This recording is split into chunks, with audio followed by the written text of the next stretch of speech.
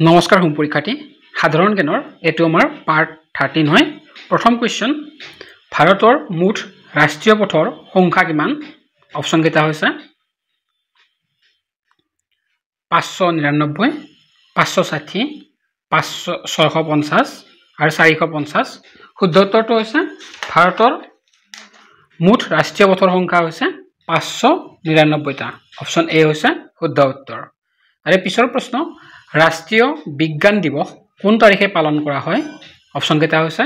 28 ফেব্ৰুৱাৰী 25 ফেব্ৰুৱাৰী 20 ফেব্ৰুৱাৰী 21 ফেব্ৰুৱাৰী শুদ্ধ উত্তৰটো হৈছে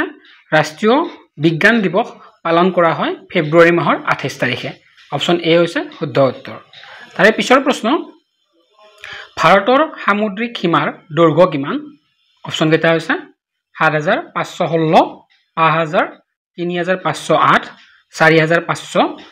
গোটেইটা অপচনৰ ভিতৰত শুদ্ধ উত্তৰটো হৈছে ভাৰতৰ সামুদ্ৰিক সীমাৰ দৈৰ্ঘ্য হৈছে 5716 কিলোমিটাৰ অপচন এ হৈছে শুদ্ধ উত্তৰ সামুদ্ৰিক সীমা কিমানখন ৰাজ্যৰ মাজেৰে পাৰ হৈ গৈছে অপচন কেইটা হৈছে 9 10 5 আৰু 8 শুদ্ধ উত্তৰ হৈছে ভাৰতৰ সামুদ্ৰিক সীমাৰেখা পাৰ হৈ গৈছে ভাৰতৰ 9খন ৰাজ্যৰ মাজেৰে অপচন এ হৈছে শুদ্ধ উত্তৰ তাৰে পিছৰ প্ৰশ্ন ভাৰতৰ সেৱা বাহিনীৰ সৰ্বোচ্চ বঁটাটোৰ নাম কি ভাৰতৰ সেনা বাহিনীৰ সৰ্বোচ্চ বঁটাটোৰ নাম কি পৰমবীৰ চক্ৰ মহাবীৰ চক্ৰ অশোক চক্ৰ ভাৰত ৰত্ন শুদ্ধ উত্তৰ হৈছে ভাৰতৰ সেৱা বাহিনীৰ সৰ্বোচ্চ বঁটাটোৰ নাম হৈছে অপচন এ পৰমবীৰ চক্ৰ তাৰে পিছৰ প্ৰশ্ন অজন্তাৰ ছবি কোনটো বংশৰ লগত জড়িত অজন্তা গুহাৰ ছবি কোনটো বংশৰ লগত জড়িত গুপ্ত বংশ শুঙ্গ বংশ মৌৰ্য বংশ মোগল বংশ শুদ্ধ উত্তৰ হৈছে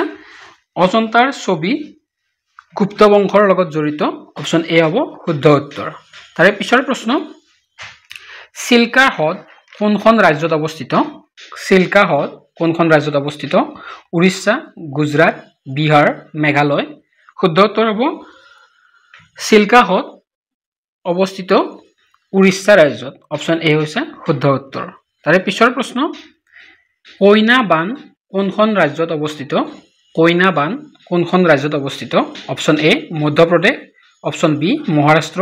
option C Goa option D Bihar শুদ্ধ উত্তৰ হৈছে কইনা বান অৱস্থিত হয় মহাৰাষ্ট্ৰ ৰাজ্যত অপচন বি হৈছে শুদ্ধ উত্তৰ ক্ষীণ বান কোনখন নদীত অৱস্থিত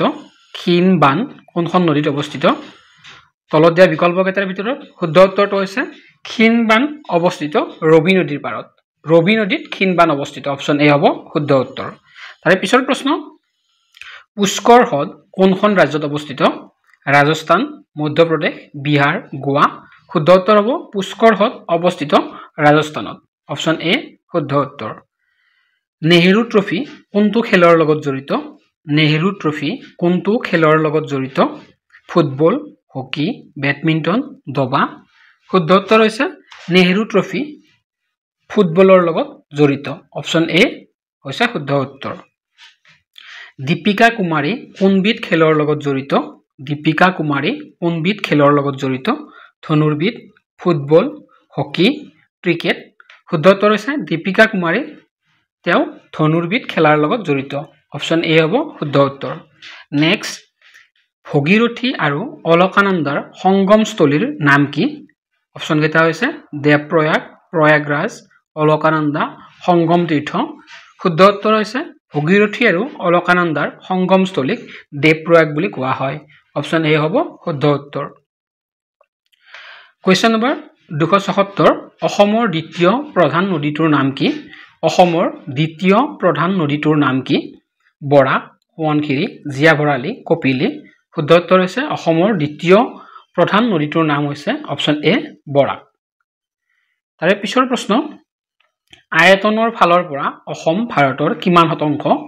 আয়তনৰ ফালৰ পৰা অসম ভাৰতৰ কিমান শতাংশ অপচন কেইটা আছে 2.39% 3% 2.50% 5.5% শুদ্ধ উত্তৰ হৈছে আয়তনৰ ফালৰ পৰা অসম ভাৰতৰ অপচন এ 2.39% ভৌগোলিকভাৱে অসমখন কি জলবায়ুৰ অন্তৰ্গত ভৌগোলিকভাৱে অসমখন কি জলবায়ুৰ অন্তৰ্গত মৌচুমী জলবায়ু তুন্দ্ৰা জলবায়ু গ্ৰীষ্ম জলবায়ু এটাও নহয় শুদ্ধ উত্তৰ হৈছে ভৌগোলিকভাৱে অসমখন মৌচুমী জলবায়ুৰ অন্তৰ্গত নেক্সট কোৱেশ্চন কাৰ্বি মালভূমিৰ সুউচ্চ শৃংগটোৰ নাম কি কাৰ্বি মালভূমিৰ সুউচ্চ শৃংগটোৰ নাম কি অপচন কেইটা হৈছে কাৰাকোৰাম মাউণ্ট এভাৰেষ্ট সিংহাসন এটাও নহয় শুদ্ধ উত্তৰ হ'ব কাৰ্বি আলং মালভূমিৰ সুউচ্চ শৃংগটোৰ নাম হৈছে সিংহাসন অপচন সি হৈছে শুদ্ধ উত্তৰ তাৰে পিছৰ প্ৰশ্ন অসমত বিটিএডিৰ কেতিয়া গঠন হৈছিল অসমত কোন চনত বিটিএডি গঠন হৈছিল অপচন কেইটা হৈছে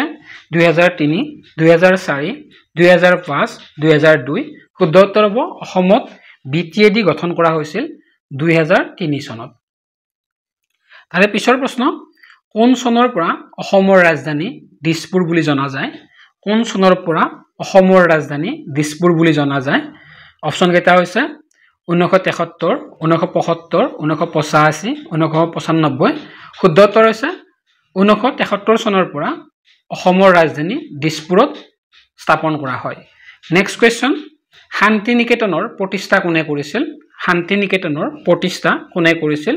ৰবীন্দ্ৰনাথ ঠাকুৰ মহাত্মা গান্ধী জৱাহৰলাল নেহেৰু লালা ৰাজপথ ৰায় শুদ্ধ উত্তৰ হৈছে শান্তি নিকেতনৰ প্ৰতিষ্ঠা কৰিছিল ৰবীন্দ্ৰনাথ ঠাকুৰে অপচন এ হ'ব শুদ্ধ উত্তৰ নেক্সট কোৱেশ্চন লগতে আজিৰ ভিডিওৰ শেষৰটো কোৱেশ্চন শিখ ধৰ্মৰ প্ৰতিষ্ঠা কোনে কৰিছিল শিখ ধৰ্মৰ প্ৰতিষ্ঠা কোনে কৰিছিল অপচন এ Guru Nanak option B Guru Gobind option সি গুৰু দীনদয়াল অপচন ডি গুৰু হৰদয়াল শুদ্ধ উত্তৰ হৈছে শিখ ধৰ্মৰ প্ৰতিষ্ঠা কৰিছিল গুৰু নানকে অপচন এ হ'ব শুদ্ধ উত্তৰ তো আজিৰ ভিডিওৰ ইমানখিনি আছিল ধন্যবাদ